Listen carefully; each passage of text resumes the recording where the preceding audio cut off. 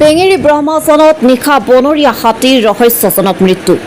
ৰাজ্যত দিনক দিনে বৃদ্ধি পাইছে হাতী মানুহৰ সংঘাত। বনৰীয়া জীৱ জন্তুৰ প্ৰতি জীৱশ্ৰেষ্ঠ মানুহৰ অত্যাচাৰ দিনক দিনে বৃদ্ধি পাবলৈ ধৰিছে। নিতৌ জীৱশ্ৰেষ্ঠ মানুহৰ হাতত প্ৰাণ গৈছে নিবুত বন্য জীৱ জন্তুৰ। আজি নিশা পেঙেৰী ব্ৰহ্মজনত এটা বনৰীয়া হাতীৰ অস্বাভাৱিক মৃত্যুৰ খবৰে সচেতন মহলত তীব্ৰ চাঞ্চল্যৰ সৃষ্টি কৰিছে। বনাঞ্চলৰ পৰিসৰ হ্ৰাস পাই অহাৰ ফলত বন্যপ্ৰাণীসমূহে খাদ্য সন্ধানত বনাঞ্চলৰ পৰা জনাঞ্চললৈ ওলাই আহিবলৈ বাধ্য হৈ পৰিছে। বিশেষকৈ বনাঞ্চলৰ পৰা জনাঞ্চললৈ ওলাই অহা বনৰীয়া হাতীৰ অস্বাভাৱিক মৃত্যুৱে প্ৰায় সংবাদ শিৰোনাম দখল কৰে। ইয়াৰ পিছতো কিন্তু ৰাজ্যৰ বন বিভাগ কুম্ভকৰ্ণ নিদ্ৰাত। বন্যপ্ৰাণীক সুৰক্ষা দিয়া সম্পূৰ্ণৰূপে বিফল বন বিভাগ।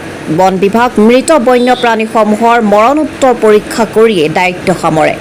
পৰৱৰ্তী সময়ত কি প্ৰতিবেদন আহিল একো জানিব পৰা নাযায়। অপ্ৰিয় হ'লেও সত্য, বন্য জীৱ জন্তুৰ মৃত্যুৰ কাৰণ কিন্তু একাংশ অসাধু মানুহেই।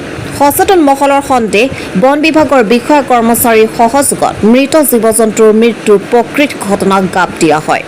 কিন্তু বন বিভাগৰ কৰ্তৃপক্ষই মৰণোত্তৰ প্ৰতিবেদনতহে হাতীটোৰ মৃত্যুৰ কাৰণ জানিব পৰা যাব বুলি কয়। বন বিভাগৰ মন্তব্যত কিন্তু সচেতন মহল আশ্বস্ত হ'ব পৰা নাই। গায়ত্ৰী একাডেমীৰ পিছফালে আমাৰ চুবা ককাইদেউৰ বাৰীত বনৰীয়া এটা প্ৰকাণ্ড বনৰীয়া হাতী ইয়াত মৃত অৱস্থাত ৰাতিপুৱা ৰাইজে দেখিলে।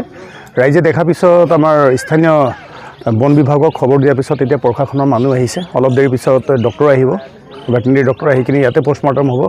কি হ'ল কেনেকুৱা হ'ল ৰাইজে একো গমেই নাপালে।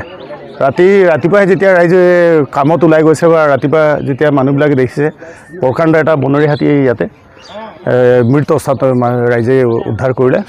আৰু এতিয়া আহি আছে, ৰাইজবিলাক চাই আছে। প্ৰশাসনৰ ডক্টৰবিলাক আহিছে, ইতিমধ্যে আহি পাবহি বুলি কৈ আছে। কি মানে দুখ লাগিছে, ইমান ডাঙৰ এটা আমাৰ বন্য সম্পত্তি এটা কেনেকৈ কি হ'ল।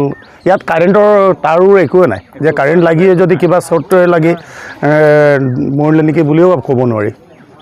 একদম খোলা জেগাত গৈ আহি ইয়াত আমি মৃত অৱস্থাত পাইছোঁ।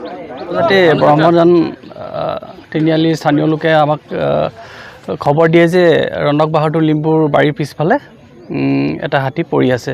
তো লগে লগে আমি উক্ত স্থানত উপস্থিত হওঁ। সঁচাকৈ এটা হাতী, মখনা হাতী ইয়াতে পৰি আছে। আমি লগে লগে আমাৰ ওপৰ মহলক জনাওঁ।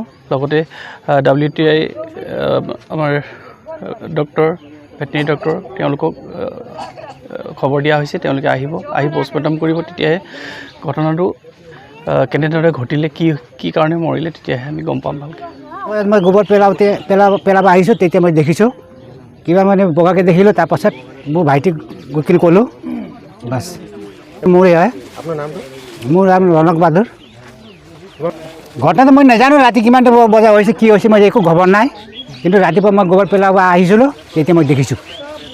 অঁ, তাক খবৰ দিলে, ভাইটিহঁতক ক'লোঁ, আমাৰ ভাগিনহঁতক ক'লোঁ।